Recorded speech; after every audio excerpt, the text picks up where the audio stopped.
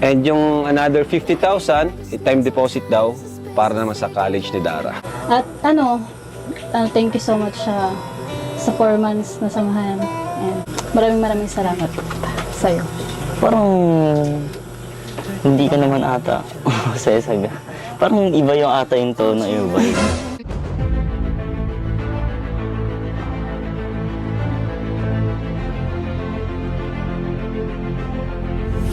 Ayun, shoutout guys. Muli, welcome to my YouTube channel. Ito po si Kuya Julay, ang inyong katugang, ang inyong kalingap. Na muling bumabati po sa inyo ng magandang araw, magandang gabi. Saang sulok man po tayo ng mundo naroroon. At sa araw na ito, meron tayong panibagong vlog. Pag-uusapan po natin yung patungkol po sa vlog ni Kalingap Rab kay Dara, na kung saan ito ho ay first time na nangyari na yung love team po ay inihinto ng maaga. At ito po ay natapat sa kanila pong monthsary, pang-4 na buwan pa lang mga kabayan natin. Tapos biglang sinabi ni Dara na parang stop na po muna. Mas komportable siya na walang ka-love team. So dahil po dyan, masasabi natin na hindi sa lahat ng pagkakataon ay nadadaan po sa love team. Hindi scripted. Kapag ka po sinabi nung recipient na ayaw niya na po ng love team, pwede. Tapos bukod po dyan nga pala, ang dami hong natanggap ni Dara po dito, mga kabayan po natin. So pag-usapan po natin yan maya-maya ng konti. Pero bago po yun, siyempre paalala muna si Kuya Julay. Baka sakaling meron pa po ditong hindi nakasubscribe sa ating YouTube channel, huwag natin kalimutan. Julay Paunil, pakipindot lang po yung notification bell button para lagi po tayong updated sa aking mga video upload. So maraming salamat po sa inyo. Tapos yung ating Facebook page po, Julay Paunil 2.0, pwede po nating i-follow, pwede pong i-like. At saka po i-share yung mga upload din po natin dyan. So maraming salamat po. Tapos sina Kuya Bal Santos Matubang, Kalingap Rab, Ate Edna Vlogs Rowell of Malalag, at saka po si Japper Sniper. Ganon din po yung ating mga kasamang reactors, K-Boys, at saka po mga Kalingap Charity Vloggers. Supportahan din po natin. So maraming salamat po sa inyong lahat. Ngayon tuloy na po tayo. Pag-usapan na po natin yung ating episode ngayon na kung saan ho ay kakaiba po ito. Kung dati ho, yung mga hina-highlight po natin ay tungkol po sa mga love team, may mga pakilig, lalong umiinit po yung mga samahan. Pero sa pagkakataon pong ito, mukhang kabaliktaran po. Ito po ay patungkol kay Dara at saka po kay Ras. Na kung saan alam naman po natin, 4 months pa lang po yung kanilang samahan. Dahil nga po ngayon, actually, monthsary po nila. Thank you. And happy monthsary na din. Happy monthsary din. So ako talaga yung tunay na nagpapasalamat na sobrang grateful ako dahil sa samahan natin, sa pagsasama natin within 4 months. Sobrang nag-enjoy ako sa journey na yan. At kahit po monthsary po nila mga kabayan natin, alam niyo po ba na si Dara ho ay nag-request kay Kalingap Rab. Actually, bago po yung episode na ito, nag-usap na po sila na parang mas komportable po si Dara nang walang ka-love team. Ano mga kabayan natin? Siguro para mas maganda, panoorin na po muna natin sandali yung parang pamamaalam po nila. Actually, dito po mga kabayan natin, obserbahan nyo po. Parang nagulat po si Ras dito. Hindi niya akalain, pero kailangan niya pong intindihin yung decision po ni Dara. Ito po yun. Saka pala, Ras, sobrang nagpapasalamat ako sa mga effort na, at thank you so much sa 4 months na samahan. And, wala ko masabi. At parang nagpapaalam. Sobrang daming samahan natin. Yun. Maraming salamat sa'yo.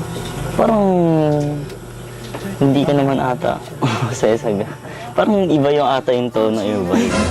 Parang nagpapaalam ka na ata eh. Hindi naman, siguro napag-usapan kasi namin ni Kuya Rab na mas mabuti mo nang walang ka-love team para makapag-focus sa pag-aral. Mas talo ka na sa college and sa sarili din. Yun.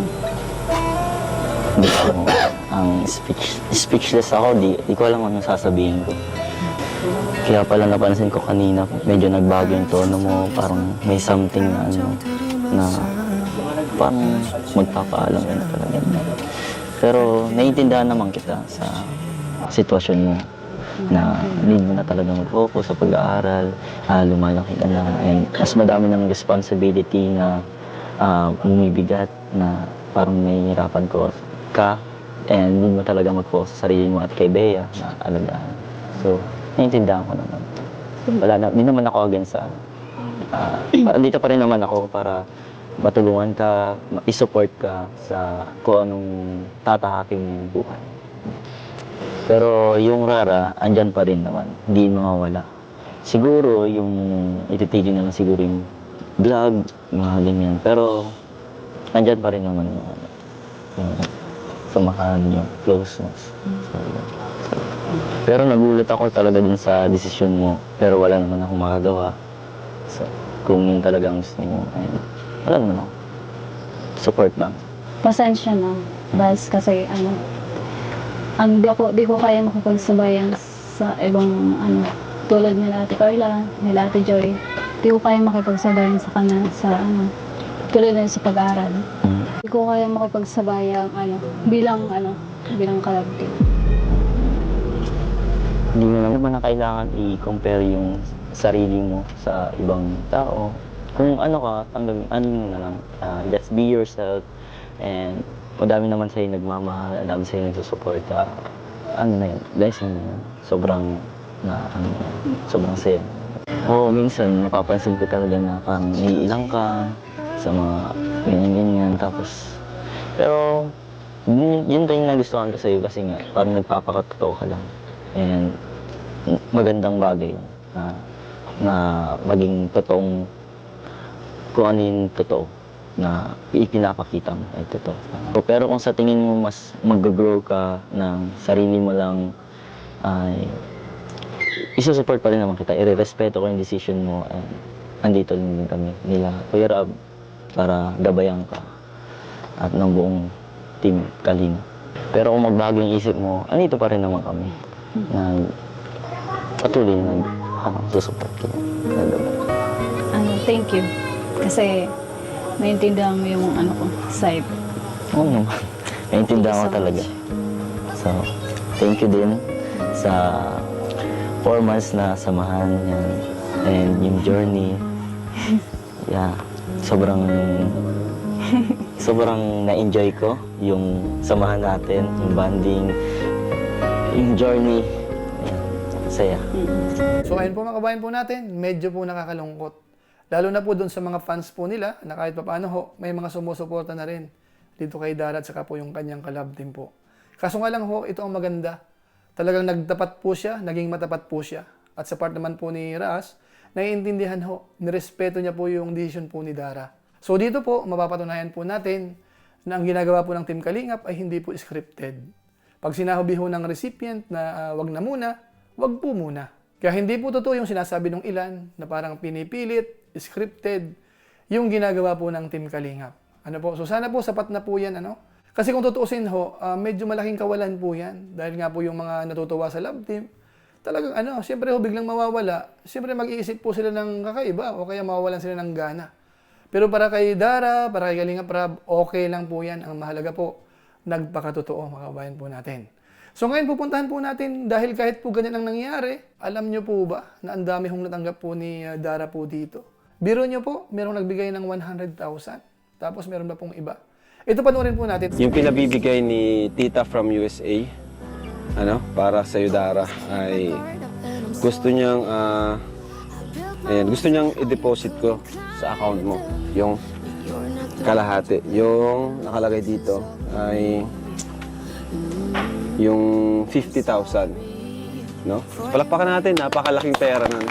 Yun daw ay para sa school mo ngayong high school allowance. And yung another 50,000, time deposit daw para naman sa college ni Dara. So, palakpakan natin. Napaka-bait talaga ni Tita from USA. So, bigay mo sa akin mamaya yung video, number. Di ba may video ka naman?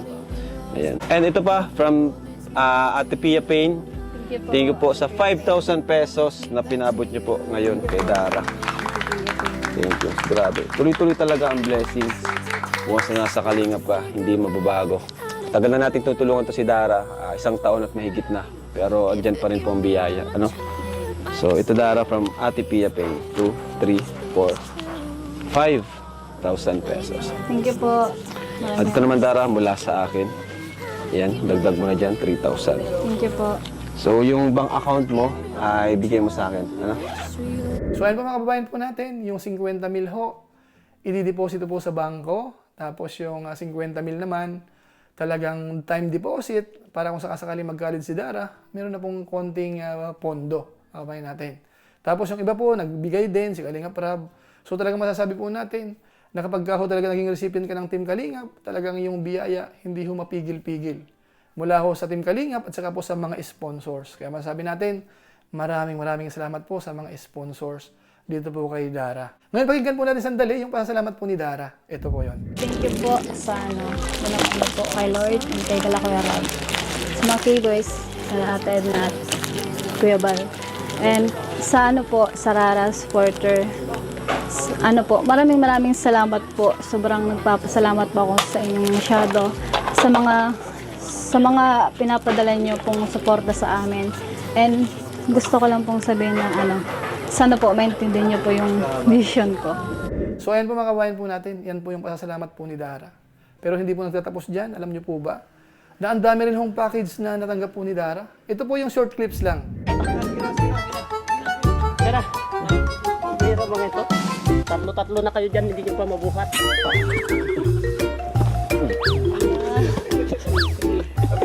Mabigat, kuya. Kaso hindi nila mabuhat. Dito na. Salamat po. Wala lang yung kami dito. Salamat po. Salamat po. Buksan niya, buksan mo. Dara and Raz. Buksan mo, Raz. Anong laman niya? Ay! Sapatos, guys! Wow, ganda. Daw. Wow. Sakto, guys. Thank you so much Go, po. forma na. So ayan po, talagang ang tindi po Yung natanggap pong cash ni Dara ay napakalaki. Tapos yung mga packages po, ang dami rin. So masasabi po natin, talagang iba ho kapag nasa Team Kalingap. Kahit sinisiraan ho ng ilan, hindi ho matitinag ang Team Kalingap. Kahit anong gawin nilang papansin po sa Team Kalingap, ang totoo po niyan, kaya nila pinapansin ang Kalingap. Kino-content yung Kalingap, kahit nagbabawalan po sila ni Kuya Bal Santos Matubang, dahil po sa views, yan po gusto nila makisabit sa kasikatan po ng Team Kalingap. So hayaan po natin silang gawin kung ano po ang gusto nilang gawin. Basta alam po ng mga Team Kalingap, yung mga supporters talaga natin, na talagang full support kayo kapag ka po Team Kalingap. Kapag ka po yung mga yan ay nasa sa inyo po kung kailangan nyo pang suportahan po yan or dapat pang silipin yung kanilang mga channel. Bahala na po kayo. So siguro po yan lang po muna ang ating reaction video po sa ngayon patungkol po dito sa love team na nag-end po ng napakaaga. Pero nagpapatunay lang po ito na hindi po scripted ang Team Kalingap. Ang masusunod ho ay yung gusto ng recipient. So siguro po bago tayo tuloy magpaalam, i-shoutout ko lang po muna ang mga sumusunod.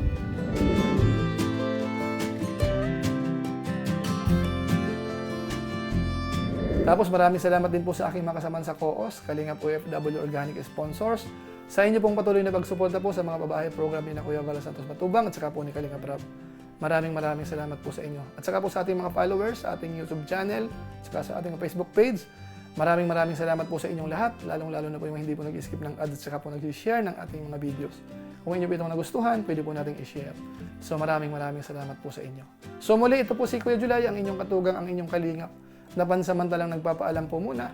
Kita-kita na lang tayo sa mga susunod ko pang vlog. Maraming salamat sa inyong walang sabang pagsuporta po sa ating YouTube channel. Pagpalain nawa kayo ng Diyos, mabuhay tayong lahat. God bless. Bye-bye!